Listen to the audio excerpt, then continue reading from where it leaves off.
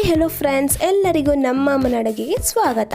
ಇವತ್ತು ನಾನು ಮಾಡ್ತಾ ಇರುವಂಥ ರೆಸಿಪಿ ಗಿರ್ಮಿಟ್ ಮಾಡೋದು ಹೇಗೆ ಅಂತ ತೋರಿಸ್ಕೊಡ್ತಾ ಇದ್ದೀನಿ. ತುಂಬ ರುಚಿಯಾಗಿರುತ್ತೆ ಫ್ರೆಂಡ್ಸ್, ಹಾಗೆಯೇ ಬೇಗನೆ ಮಾಡ್ಕೋಬೋದು. ನೀವೇನಾದರೂ ಹೊಸದಾಗಿ ನಮ್ಮ ಚಾನಲ್ನ ನೋಡ್ತಾ ಇದ್ದೀರಾ, ನಮ್ಮ ಅಮ್ಮನ ಅಡುಗೆ ಚಾನಲ್ನ ಸಬ್ಸ್ಕ್ರೈಬ್ ಮಾಡ್ಕೊಳ್ಳಿ, ಹಾಗೆಯೇ ಪಕ್ಕದಲ್ಲಿ ಬರುವ ಬೆಲ್ಲೈಕನ್ನ ಕ್ಲಿಕ್ ಮಾಡ್ಕೊಳ್ಳಿ. ಇವಾಗ ಗಿರ್ಮಿಟ್ ಮಾಡೋದು ಹೇಗೆ ಅಂತ ತೋರಿಸ್ಕೊಡ್ತಾ ಇದ್ದೀನಿ. ಅದಕ್ಕಿಂತ ಮುಂಚೆ ಇಂಗ್ರೀಡಿಯೆಂಟ್ಸ್ ಏನೇನಂತ ನೋಡ್ಕೊಂಬರೋಣ ಬನ್ನಿ.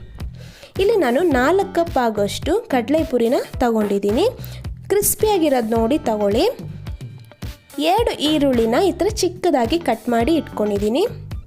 1 ಟೊಮೆಟೊನ ಈ ಥರ ಚಿಕ್ಕದಾಗಿ ಕಟ್ ಮಾಡಿ ಇಟ್ಕೊಂಡಿದ್ದೀನಿ. ಅರ್ಧ ಗಾತ್ರ ನಿಂಬೆಹಣ್ಣಷ್ಟು ಹುಣಸೆಹಣ್ಣ ಈ ಥರ 15 ನಿಮಿಷ ನೀರಲ್ಲಿ ನೆನೆಸಿಕ್ಕಿ ಜ್ಯೂಸ್ ಮಾಡಿ ಇಟ್ಕೊಂಡಿದ್ದೀನಿ.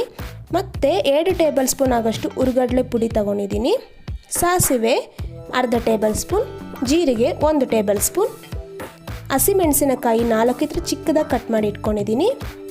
ಅರಿಶಿನ ಪುಡಿ ಅರ್ಧ ಟೇಬಲ್ ಸ್ಪೂನ್, ಕರಿಬೇವು 2 ಟೇಬಲ್ ಸ್ಪೂನ್, ಬೆಲ್ಲ 2 ಟೇಬಲ್ ಸ್ಪೂನ್ ಆಗಷ್ಟು ತಗೊಂಡಿದ್ದೀನಿ. ಇಂಗು 1/4 ಟೀ ಸ್ಪೂನ್, ಕೊತ್ತಂಬರಿ ಸೊಪ್ಪು ಅರ್ಧ ಕಪ್.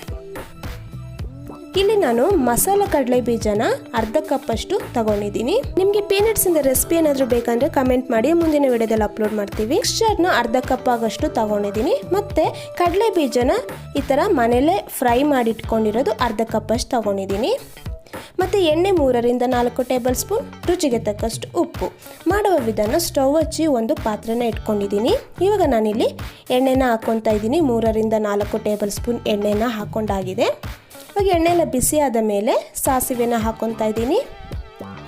ಸಾಸಿವೆ ಎಲ್ಲ ಚೆನ್ನಾಗಿ ಸಿಡಿದ ಮೇಲೆ ಜೀರಿಗೆನ ಹಾಕ್ಕೊತಾ ಇದ್ದೀನಿ. ನೋಡಿ 1 ಟೇಬಲ್ ಸ್ಪೂನ್ ಜೀರಿಗೆ. ಇವಾಗ ಇದೆಲ್ಲ ಸ್ವಲ್ಪ ಲೈಟಾಗಿ ಫ್ರೈ ಆದಮೇಲೆ ನಾನು ಹಸಿಮೆಣಸಿನಕಾಯಿ ಹಾಕ್ಕೊತಾ ಇದ್ದೀನಿ. ಹಸಿಮೆಣಸಿನಕಾಯಿ ನಾವು ಎಣ್ಣೆದಲ್ಲೇ ಸ್ವಲ್ಪ ಚೆನ್ನಾಗಿ ಫ್ರೈ ಮಾಡ್ಕೋಬೇಕು, ಆವಾಗ ಟೇಸ್ಟ್ ಕೂಡ ಚೆನ್ನಾಗಿರುತ್ತೆ. ಇವಾಗ ಇಲ್ಲಿ ನಾನು ಕರಿಬೇವನ್ನು ಹಾಕ್ಕೊಂಡಾಗಿದೆ. ಕರಿಬೇವು ಹಾಕ್ಕೊಂಡು ಇದೇ ಥರ ಲೈಟಾಗಿ ಫ್ರೈ ಮಾಡ್ಕೋಬೇಕು. ಇವಾಗ ಇದೆಲ್ಲ ಫ್ರೈ ಆದಮೇಲೆ ಈರುಳ್ಳಿನ ನಾನು ಪೂರ್ತಿ ಹಾಕ್ಕೊತಾ ಇಲ್ಲ, ಅರ್ಧ ಈರುಳ್ಳಿನ ಹಾಕ್ಕೊಂಡಾಗಿದೆ. ನೋಡಿ ಸ್ವಲ್ಪ ಈರುಳ್ಳಿ ಹಾಕ್ಕೊಂಡು ಈ ಥರ ಫ್ರೈ ಮಾಡ್ಕೋಬೇಕು. ನೋಡಿ ಫ್ರೆಂಡ್ಸ್, ಇದೆಲ್ಲ ಚೆನ್ನಾಗಿ ಫ್ರೈ ಆಗಬೇಕು. ಇವಾಗ ನಾನಿಲ್ಲಿ ಇಂಗನ್ನು ಹಾಕ್ಕೊತಾ ಇದ್ದೀನಿ.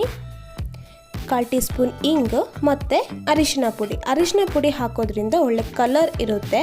ಇವಾಗ ಇದೆಲ್ಲ ಹಾಕ್ಕೊಂಡು ಲೈಟಾಗಿ ಫ್ರೈ ಮಾಡ್ಕೋಬೇಕು. ಇದೇ ಥರನೇ ಒಂದು 30 ಸೆಕೆಂಡ್ಸ್ ಫ್ರೈ ಮಾಡಿಕೊಂಡ್ರೆ ಸಾಕು ಫ್ರೆಂಡ್ಸ್. ಇವಾಗ ನಾನಿಲ್ಲಿ ಹುಣಸೆ ನೀರನ್ನ ಹಾಕ್ಕೊತಾ ಇದ್ದೀನಿ.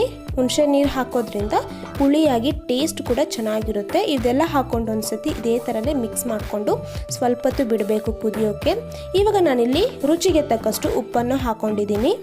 ಉಪ್ಪನ್ನ ನೋಡಿ ಹಾಕ್ಕೊಳ್ಳಿ ಎಷ್ಟು ಬೇಕಂತ. ಇಲ್ಲಿ ನಾನು ಸ್ವಲ್ಪ ಹಾಕ್ಕೊಂಡಾಗಿದೆ. ಇವಾಗ ನಾನಿಲ್ಲಿ ಬೆಲ್ಲನ ಹಾಕ್ಕೊತಾ ಇದ್ದೀನಿ. ನೋಡಿ ಬೆಲ್ಲ ಹಾಕೋದ್ರಿಂದ ಒಳ್ಳೆ ಫ್ಲೇವರು ಟೇಸ್ಟ್ ಕೂಡ ಚೆನ್ನಾಗಿರುತ್ತೆ.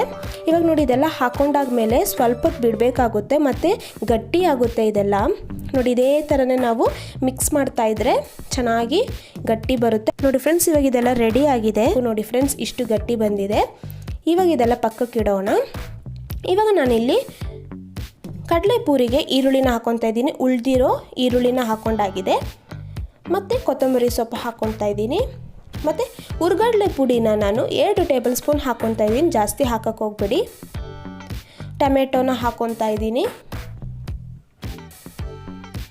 ಮತ್ತು ಕಡಲೆ ಅಂದರೆ ನಾವು ಇದ್ರ ಲೈಟಾಗಿ ಎಣ್ಣೆದಲ್ಲಿ ಫ್ರೈ ಮಾಡ್ಕೊಂಡಿರೋ ಕಡಲೆ ಬೀಜ ಮತ್ತು ಮಸಾಲ ಕಡಲೆ ಬೀಜ ಮಿಕ್ಸ್ಚರು.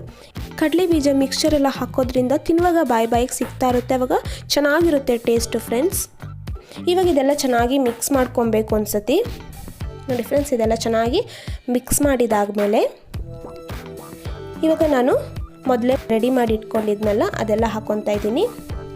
ಇವಾಗ ನಾನು ಇಲ್ಲಿ ತಗೊಂಡಿರೋ 4 ಕಪ್ ಕಡಲೆಪುರಿಗೆ ನಾವು ಮಾಡ್ಕೊಂಡಿರೋ ಮಸಾಲ ಕರೆಕ್ಟಾಗಿದೆ. ಇವಾಗ ನಾನು ಎಲ್ಲ ಮಸಾಲಾನ ಹಾಕ್ಕೊಂಡು ಇದೆಲ್ಲ ಚೆನ್ನಾಗಿ ಮಿಕ್ಸ್ ಮಾಡ್ಕೊತಾ ಇದ್ದೀನಿ. ನೋಡಿ ಫ್ರೆಂಡ್ಸ್, ಇದೇ ಥರನೇ ಎಲ್ಲ ಚೆನ್ನಾಗಿ ಮಿಕ್ಸ್ ಆಗಬೇಕು.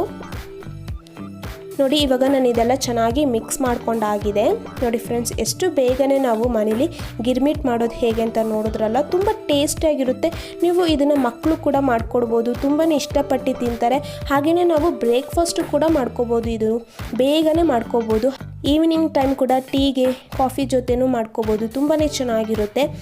ನೀವು ಒಂದ್ಸತಿ ಮನೇಲಿ ಟ್ರೈ ಮಾಡಿ ಹೇಗೆ ಬಂತು ಅಂತ ಕಮೆಂಟ್ ಮಾಡಿ. ತುಂಬ ಟೇಸ್ಟಿಯಾಗಿರುವ ಗಿರ್ಮಿಟ್ ಮಾಡೋದು ಹೇಗೆ ಅಂತ ನೋಡಿದ್ರಲ್ಲ. ಹಾಗೆಯೇ ಈ ವಿಡಿಯೋ ಇಷ್ಟ ಆಗಿದೆ ಫ್ರೆಂಡ್ಸ್ ಆ್ಯಂಡ್ ರಿಲೇಟಿವ್ಸ್ಗೆ ಶೇರ್ ಮಾಡಿ. ಹಾಗೆಯೇ ಸಬ್ಸ್ಕ್ರೈಬ್ ಮಾಡ್ಕೊಂಡಿಲ್ಲ ಅಂದರೆ ನಮ್ಮ ಅಮ್ಮನ ಅಡುಗೆ ಚಾನಲ್ನ ಸಬ್ಸ್ಕ್ರೈಬ್ ಮಾಡ್ಕೊಳ್ಳಿ. ಪಕ್ಕದಲ್ಲಿ ಬರುವ ಬೆಲ್ಲೈಕನ್ನ ಕ್ಲಿಕ್ ಮಾಡ್ಕೊಳ್ಳಿ. ಈ ವಿಡಿಯೋ ನೋಡಿರುವ ಎಲ್ಲ ವೀಕ್ಷಕರಿಗೂ ಧನ್ಯವಾದಗಳು.